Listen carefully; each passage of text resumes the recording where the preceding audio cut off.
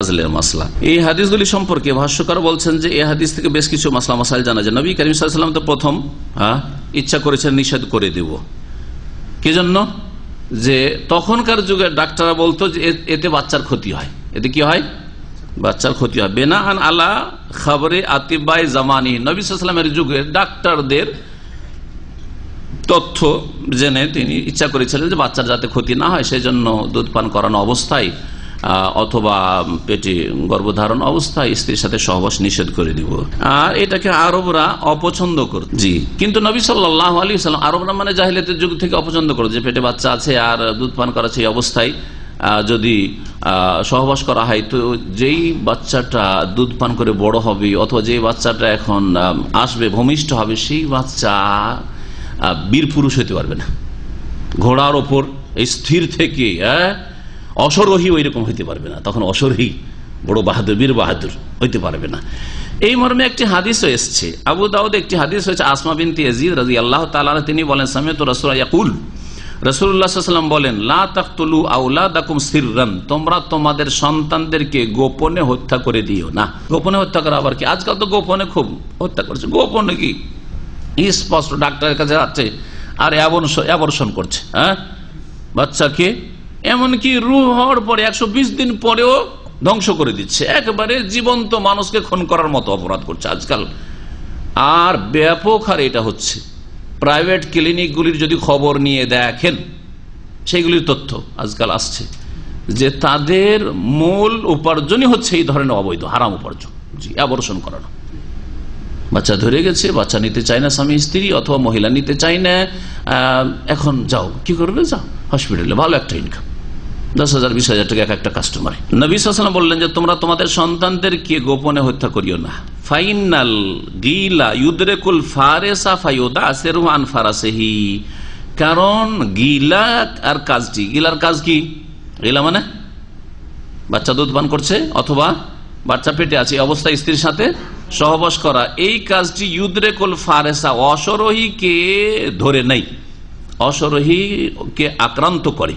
ফায়ুদাসিরু আন ফারাসি, আর তাকে তার ঘোড়া থেকে আছাড় দিয়ে ফেলে দেয়। মানে ঘোড়ার পিঠে চড়ে সে যে ঘোড়দৌড়ে অংশ নিতে পারবে না, এই সাহসটা পয়দা হয় না, দুর্বল হয়ে যায়। ইউদাসের মানে হচ্ছে ইউসরিউহু ইউহলিকুহু, ধ্বংস করে। তার মানে ঘোড়ার পিঠে সে স্থির থাকতে পারে না। হাদিসটি হাসান, সহিহুল জামে আল্লামা নাসির আলবানীর যে রয়েছে তার 7391 নম্বর হাদিস, তাতে তিনি হাসান বলেছেন। তাহলে হাদিস হাসান, যে তোমরা এই কাজটি করিও না। তবে এই হাদিস দ্বারা কি বুঝতে পারলাম? যে গিলা করলে বাচ্চাদের কি হয়? ক্ষতি হয়। এই জন্য শুরুতে বলেছি যে ক্ষতি হয়, কিছুটা ক্ষতি হয়, ওই রকম বীর বাহাদুর হতে পারবেন না, এইরকম কথা বলেছেন নবী সাল্লাল্লাহু আলাইহি ওয়াসাল্লাম। হাদিস হাসান। আর একটা দিক, যেটা যদি এই সময়টায় এত লম্বা সময় ধরে সহবাস না করা যায়, তাহলে তাহলে পাপের আশঙ্কা আছে, গোনায় লিপ্ত হওয়ার আশঙ্কা রয়েছে। নবী করিম সাল্লাল্লাহু আলাইহি ওয়াসাল্লাম প্রথমখানে ইচ্ছা করেছিলেন যে আমি নিষেধ করে দেবো, কিন্তু নিষেধ বৃহৎ স্বার্থের কারণে করেন নাই। কিভাবে এটা হয়? বলছেন যে এইরকম অবস্থায় সহবাস করলে, গর্ভধারণ করেছে অথবা দুধ পান করেছে অবস্থায় সহবাস করে, ফাসাদা লাবানুহা, দুধটা খারাপ হয়ে যায়, দূষিত হয়ে যায়। ওয়া নাহাকাল ওয়ালাদ, শিশু দুর্বল হয়ে যায়। এজাব তাজাবে জালিকাল লাবান, ওই দুধ যদি শিশু পান করে, ফায়াব কাযাবিয়ান, যাতে করে সে সাহসী বা শক্তিশালী হতে হয়। ফাইজা সারা রাজুলান, তারপরে যখন বড় হয়, সাবালক হয়, ফারাকেবাল খাইলা, আর ঘোড়ার পিঠে যখন উঠে, ফারাকাজাহা, আর যখন ঘোড়া লাফ দেয়, আদরাকাহু জাফুল গিল, ওই দুর্বলতা তাকে আক্রান্ত করে। দুর্বল মানে সাহসী হইতে পারে না, না না আমি থাকতো না, বসতে পারবো না। অনেকে দেখেন ঘোড়ার পিঠে চড়ে, ও ঘোড়া যতই লাফায় অত দৌড় দিক আছেই, কিন্তু অনেক ঘোড়ার পিঠে বসিয়ে দিলে থরথর করে কাঁপতে শুরু করে। ওর ক্ষমতা নেই যে ঘোড়ার পিঠে থাকবে, ঠিক না? তো সব মানুষ একরকম না। ফাজালা ওয়া সাকাতান মুতুনিহা, তখন ঘোড়ার পিঠ থেকে আছাড় খেয়ে পড়ে যায়। ফাকানা যালিকা কাল কাতলিল্লাহ, ঘোড়ার পিঠ থেকে ঘোড়া দৌড়াচ্ছে অবস্থায় যদি আছাড় খেয়ে পড়ে, তো মরে যাওয়ার আশঙ্কা আছে কিনা?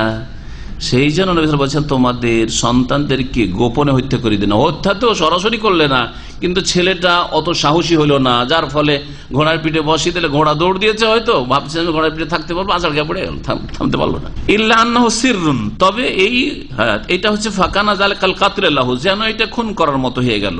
কিন্তু এই খুন স্পষ্ট খুন করা নাই, এটা হচ্ছে গোপনে যেন ইনডাইরেক্ট যেন ক্ষতিটা করলেন আপনি বাচ্চার।